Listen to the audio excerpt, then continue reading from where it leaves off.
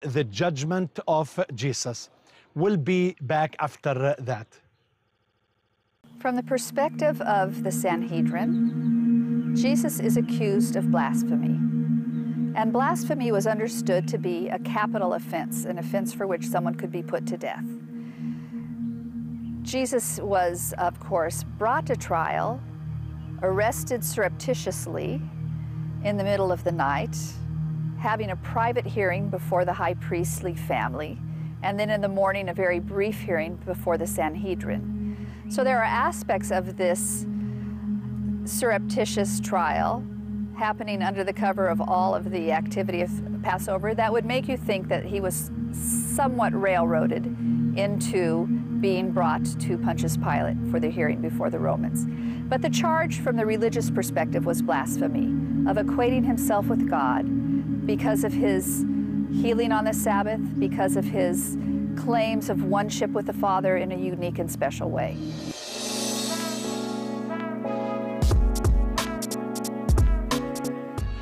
From the house of Caiaphas on Mount Zion, I would like to speak on this episode about the judgment of Jesus.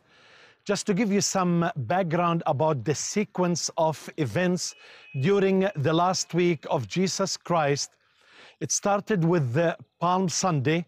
Jesus came down from the east side of Mount of Olives, from the area of Bethphage or the area of Bethany, of course, crossing into the Mount of Olives, going down all the way. You can see the weeping church where Jesus wept over Jerusalem, and he kept the parade going into the old city, into the Temple Mount to cleanse the temple. On Thursday, he was on the very same mount in the upper room, which is a higher area than this area. He spent time with the disciples. In that room, he predicted Peter's denial, but also Judas' betrayal. After that, he left the upper room, came down, crossed Kidron Valley, followed the old Roman road to the Garden of Gethsemane at the foot of Mount Olives. And there he was arrested in that evening. They brought him back through Kidron Valley.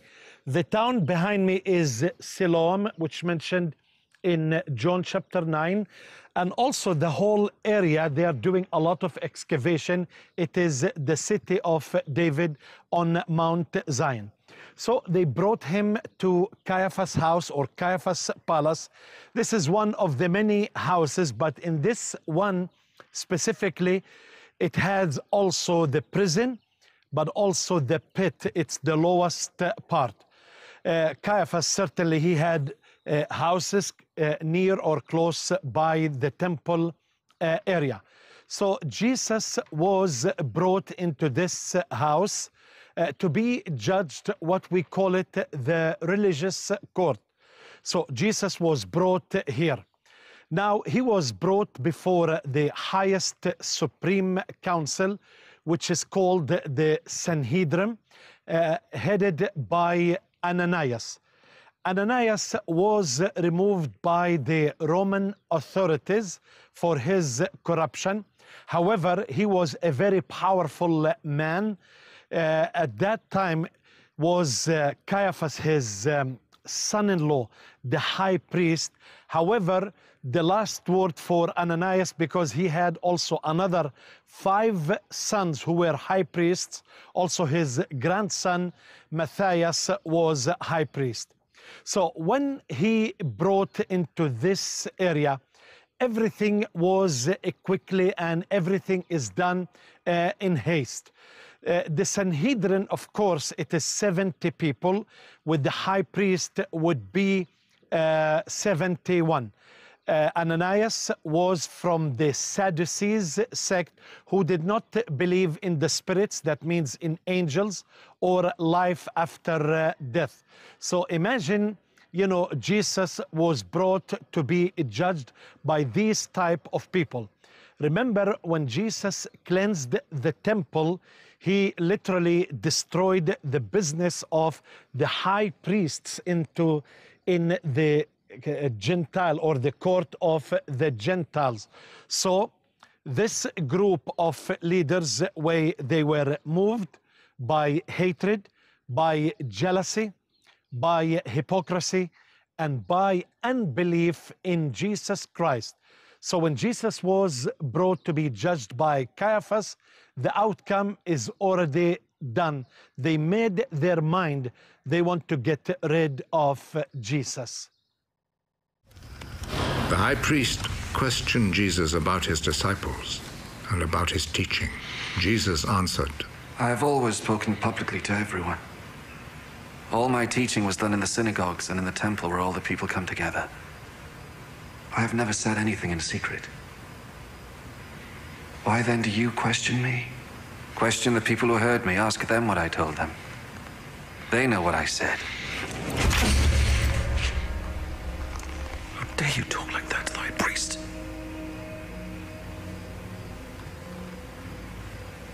If I have said anything wrong, tell everyone here what it was.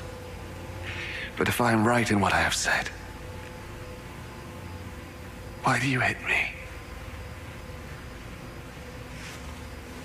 Then Annas sent him, still tied up, to Caiaphas, the high priest. So they arrested Jesus in the Garden of Gethsemane, was brought to Caiaphas' house.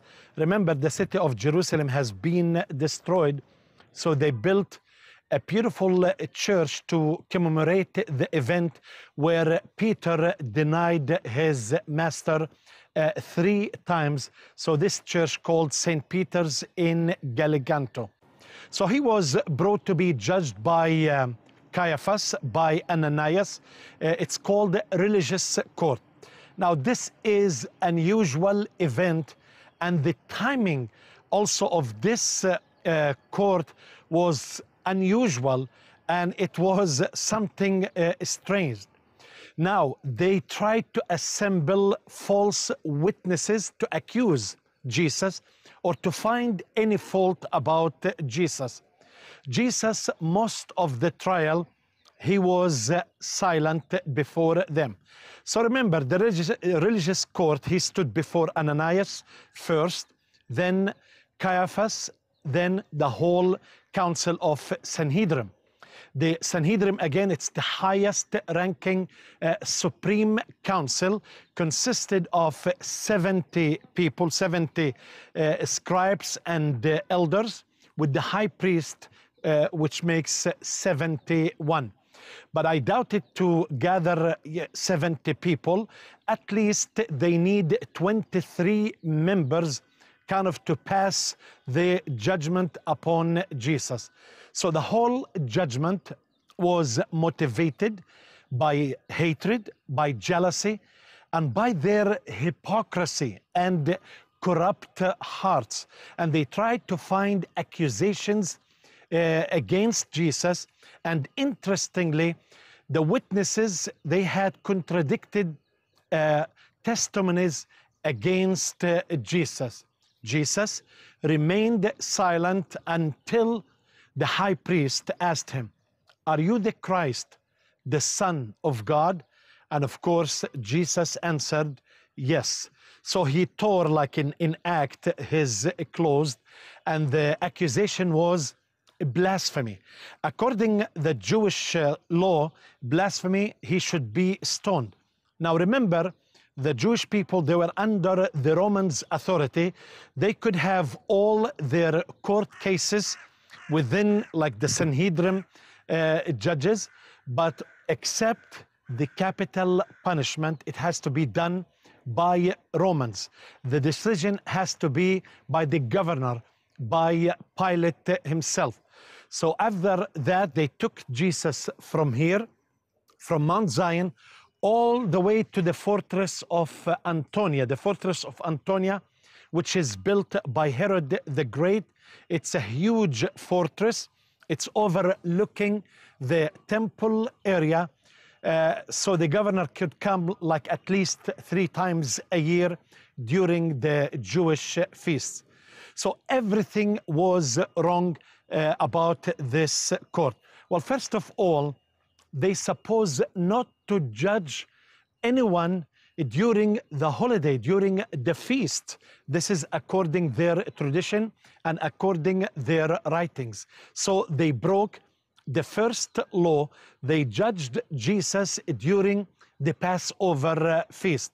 Number 2, the events took place during the night. They should not judge anyone during the night, but in fact they judged Jesus during the morning hours, during the night. Also, number 3, the judgment should be in one of the large rooms in the temple area, should not be in Caiaphas' house. It's a place for prisoners or interrogation, but not to judge for like cases for capital punishment. So it was another mistake done here. Number 4, it should be given time for defense, for Jesus to defend himself. But rather they brought false witnesses and they were contradicting one another. And by law, when there is a false witness, should be also executed.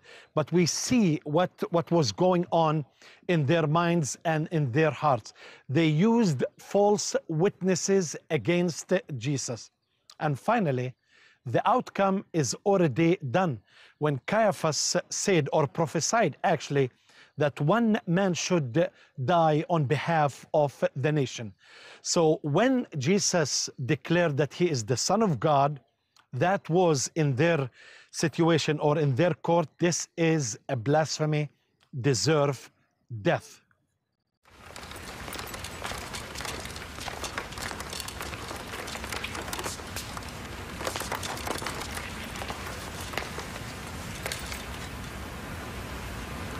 Are you the king of the Jews? Does this question come from you? Or have others told you about me?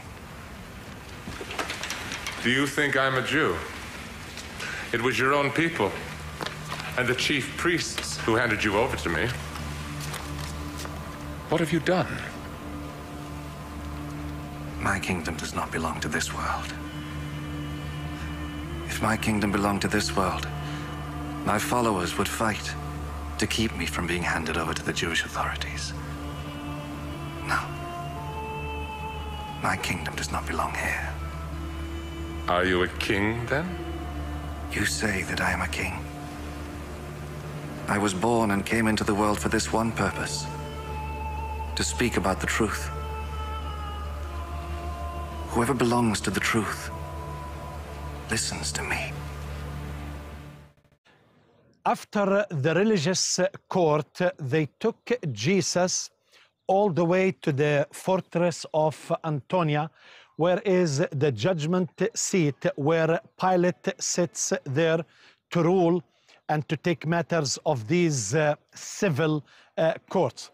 Now, Pilate resides in Caesarea Maritima at the Mediterranean Sea, but he comes at least 3 times a year during the Jewish holidays to oversee the whole event, because normally during the feast some revolutions happen, so they wanted to be ready for any revolution against the Romans to be suppressed. Now, in the religious court, they could not judge Jesus for capital punishment, so they went all the way to the fortress of Antonia to stand before Pilate. Now, remember, the fortress of Antonia again was built by Herod the Great. Pilate, he was a Roman governor. Herod the Great, he ruled all the land. After his death, it was divided into his sons. Herod Philip was in the north, Herod Antipas in the Galilee and beyond the Jordan, but Archelaus, he was in governing Judea.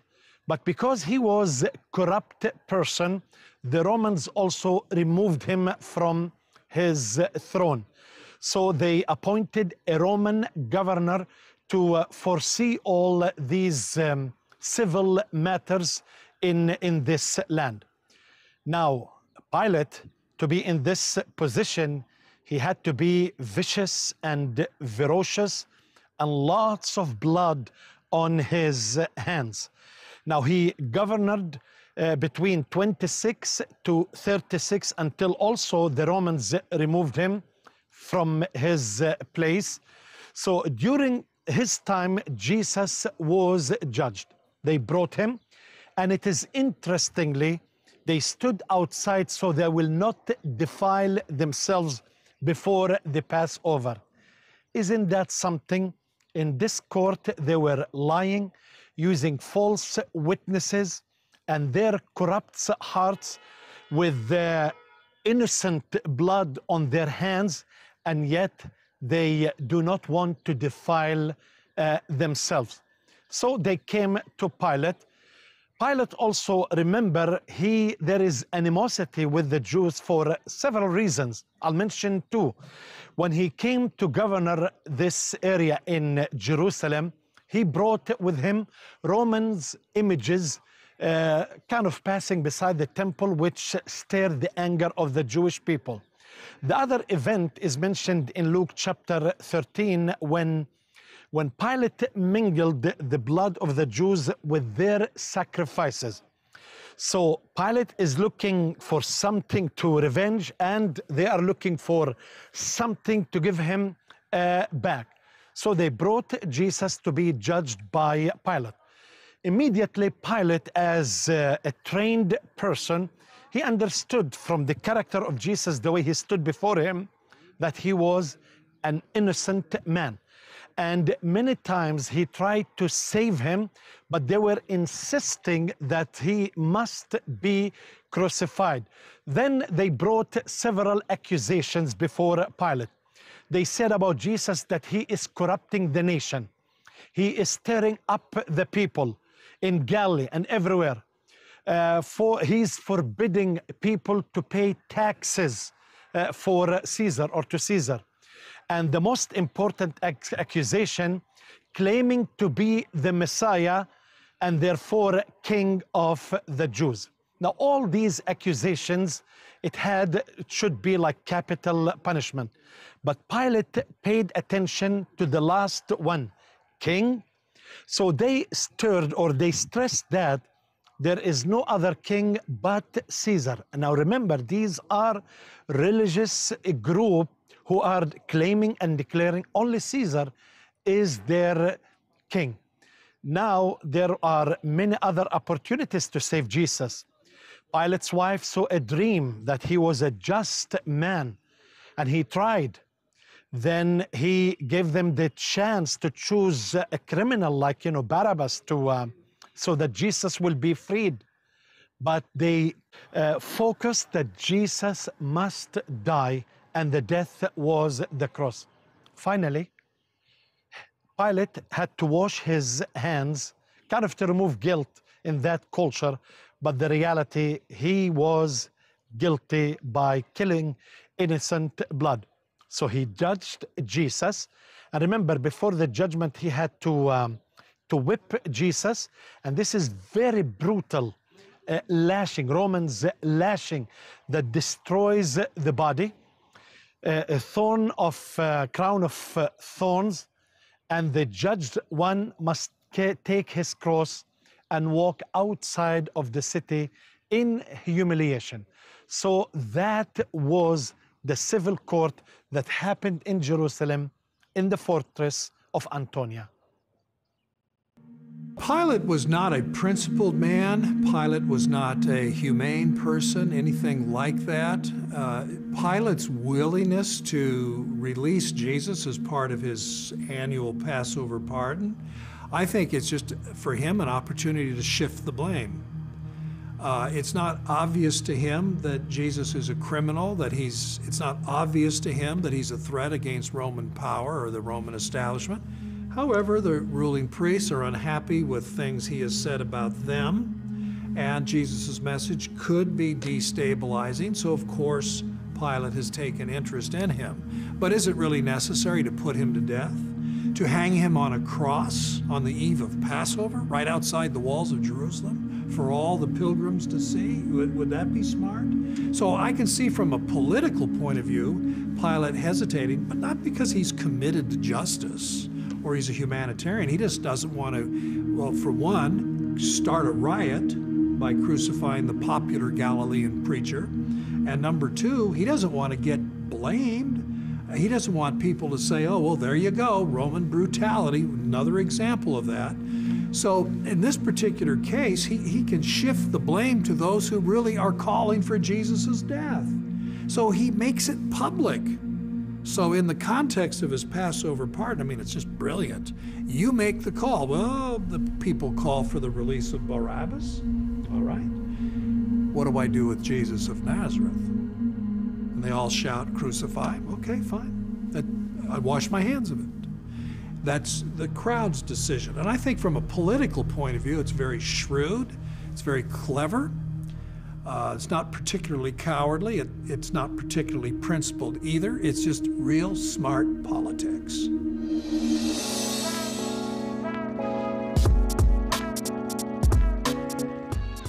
Thanks for joining us back here in the studio. I'm here with my dad, Nazar Shaheen, and we're just going to discuss this topic of the judgment of Jesus. I have a few questions for you, Baba. So, you know, as I was listening to your teaching on the judgment of Christ, and you know, you go into the background and the context of the Sanhedrin, the religious court, all the procedures that were around that, it becomes pretty clear that the trial of Jesus was really kind of a sham. It was rushed. They didn't fulfill the correct, protocol that they normally would have. Even the fact that it was Passover week, like you went through all of that, and I found it really interesting. And, I'm just curious, why this rush? Why this urgency on the part of the high priests and the Sanhedrin to have Jesus put under trial? Well, because of jealousy, because of hatred, and they want to get rid of him. So every single day, Jesus is gaining popularity. That scares them that the Romans will come and take their place. Remember, Jesus healed the blind man. And healing the blind man, this is the mark of the Messiah. One of the characteristics of the Messiah in the Old Testament, he's the only one can heal the blind. What about someone who was born in blindness and was, Jesus created eyes? Also, like raising Lazarus from death, even when he went to the temple in that last week, he did many miracles in the temple. So they were jealous, unbelief, and they want to get rid of him. And remember, Caiaphas, the son-in-law of Ananias, he predicted that it's better that one man will die than the whole nation. They were afraid, that would lead into a revolt against the Romans. And the Romans, of course, they will come and crush, the revolt. So that's why they judged Jesus before. Actually, it was a mockery of, courts, because, the witnesses were false. They judged him at night. They did not give time to Jesus for Jesus to defend himself. And finally, they took Jesus to the fortress of Antonia early in the morning to be tried by Pilate. So they perceived Jesus as enough of a threat that they could just trump their normal procedure as far as how they try prisoners. But they were so corrupt to the point they lie, they deceive, and false witness. And how do they, and remember, the high priest and his sons, like he had 5 sons, and Caiaphas, his son-in-law, and his grandson, Alexander, all of them high priests from the Sadducees. So they like don't a even family believe, business. Yeah, family business. Jesus destroyed that business in the temple when he drove, those who sell and buy in the temple, in the court of the Gentile, in the temple area. So perhaps at the heart of this, there was also, greed, the love of money, the fact that Jesus, could be threatening their livelihood. He threatened actually their business also. And also we know from the writings of Josephus and other writings that this family were corrupt family. Rather than being an example to the nation, they are bad and shame for the people in that time. So then you talk about Jesus being brought before Pilate for judgment. And, you know, I'm always curious to try to get inside Pilate's head. What was he thinking? What would this whole thing have been like for him? Because you see moments throughout the story where he almost seems reluctant. You know, he does all these other things first before ultimately deciding that Jesus is to be crucified. Remember, Pilate was in a very difficult position. He ruled from 26 to 36 AD, 10 years. So when he entered Jerusalem, he brought, you know, the Roman eagles and statues. So that brought a huge revolt from the Jews, you know, protested against him into Caesar. And the second time, it's mentioned in Acts 13, when he, in the temple area where he mixed the blood of the Jews with their sacrifices.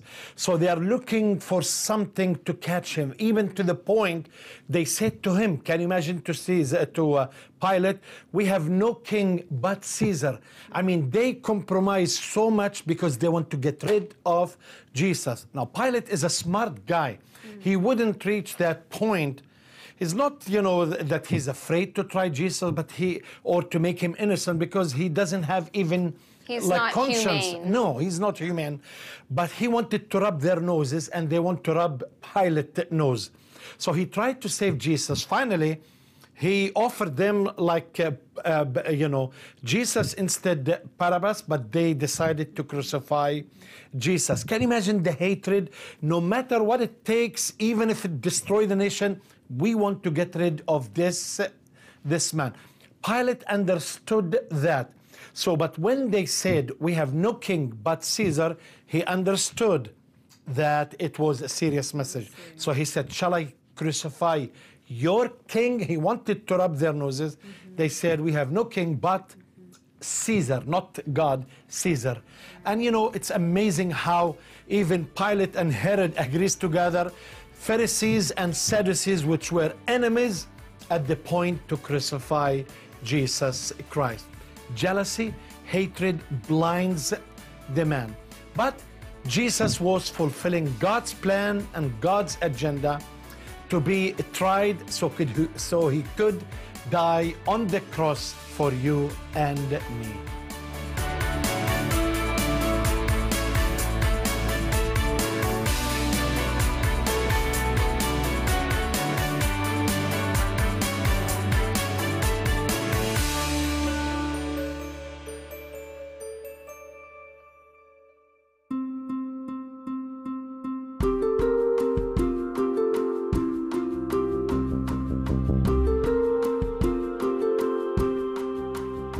With the call of God to evangelize, Nazar Shaheen founded the media ministry of Light for All Nations more than 30 years ago.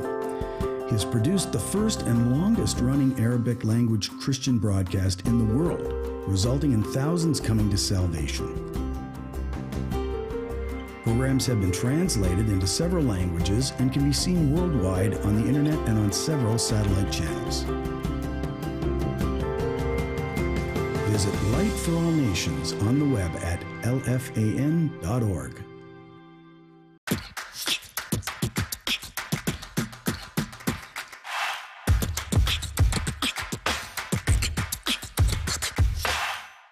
Anthony Greco experienced an incredible transformation that radically changed his life forever. He believed that Jesus was alive and what the Bible said was true. That simple faith and hunger for more led Tony the Pizza Guy for 14 years around the world witnessing miracles and missions, and now founder and pastor of a thriving church in Calgary, Alberta. This is my story.